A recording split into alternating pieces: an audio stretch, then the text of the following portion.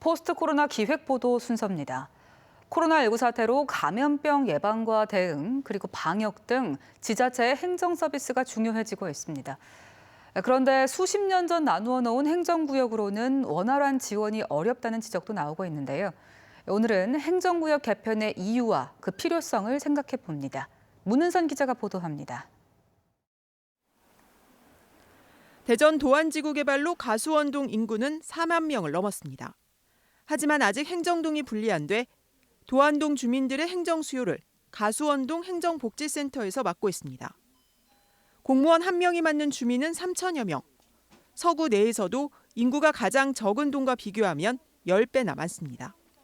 생활 방역의 범위도 굉장히 넓었고 재난지원금 업무가 접수가 시작이 되면 거의 인구의 절반 이상은 가수원동 청사를 방문하신다고 보시면 됩니다.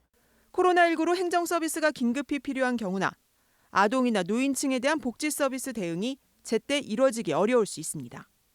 도안동과 관저동이 우리 서구에서는 과대동으로 지금 분류가 되어 있습니다. 적정 규모로 그런 데는 분동을 통해서 좀 신속하고 정확한 어떤 민원체를. 지금의 행정구역은 과거 하천 등 자연 경계로 주로 나눠졌는데 신도심 개발로 도시가 확장하면서 행정구역과 생활권이 일치하지 않는 곳이 많습니다. 대전의 경우 10년 전 도안지구가 개발되면서 서구와 유성구 간 행정구역 경계 조정 논의가 있었지만 큰 틀을 바꾸진 못했습니다. 생활권을 중심으로 다시 한번 재검토가 필요한 것 같아요. 우리가 시간 보내는 거예요. 80%, 90% 이상은 대부분 3, 4km 이내에서 짧은 범위 내에서 보내고 있거든요. 최근 인구 감소와 도심 공동화 문제를 겪는 광주 동구는 균형 발전과 행정 서비스질을 높이기 위해 자치구 경계 조정을 추진하고 있습니다.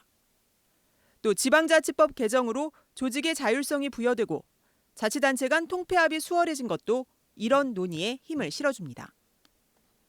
주민 동의를 구하는 일이 쉽지 않은 일이지만 포스트 코로나 시대를 맞아 행정구역 개편 논의를 시작해야 하는 뚜렷하고 분명한 이유가 생겼습니다. MBC 뉴스 문은선입니다.